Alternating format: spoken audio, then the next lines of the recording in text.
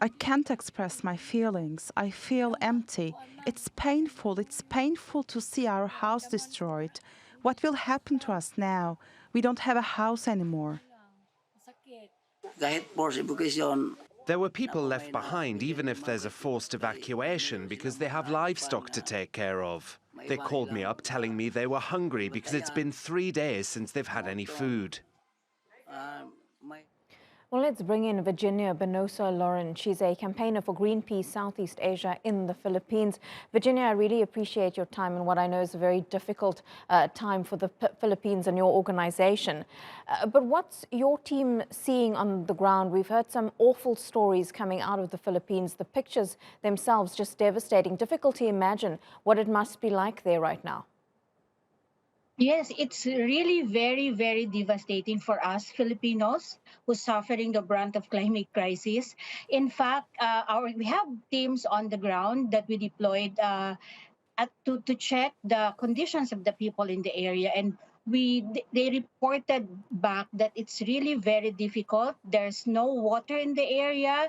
People are really hungry. They're looking for food, and there's no food supply so far. There's no electricity. They don't have communication, and really the devastation is it's so hard to see. It's very difficult for us to accept, especially now that it's the Christmas season, at the time when the country is just picking up from the pandemic, and now they're having this renewed hope because it's Christmas, and then another super typhoon hit the country again, leaving many people without houses.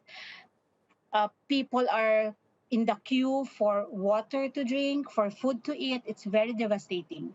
Yeah, with just 3 days to go before Christmas, it is going to be a very difficult one. But why has it been so difficult for rescuers, for aid organizations to get help to those in need?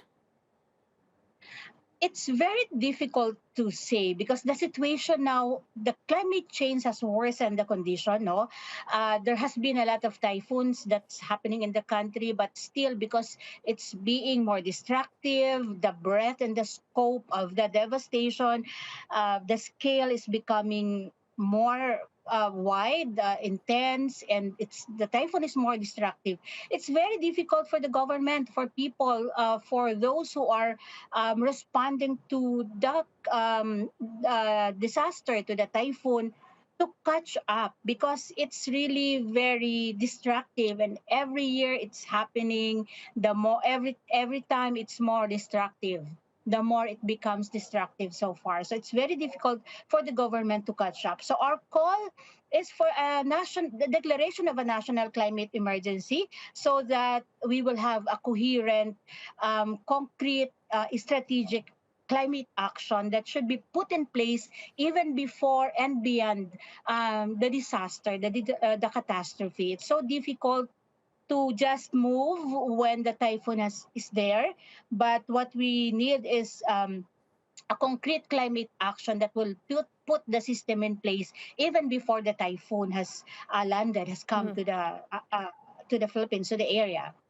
And how willing is the government in all of this when it comes to concrete climate action that you're talking about? Because the Philippines is no stranger to natural disasters. They are, of course, becoming worse.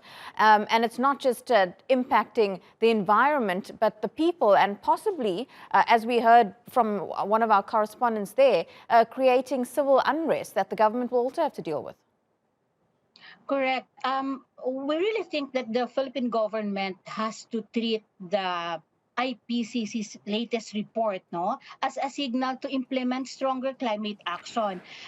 This coherent climate strategy and policies, for example, it should mandate corporations to end the dependence on fossil fuels and carbon-intensive business models, and really start stronger action, concrete action to go divert away from the fossil fuel, but then shift or focus to more renewable energy, because as you see during the typhoon, during the calamity, it's the solar system, the solar panels that is giving the power to communities. So we really need to focus more on the transitioning to renewable energy than allowing more fossil fuel corporations do their current business model.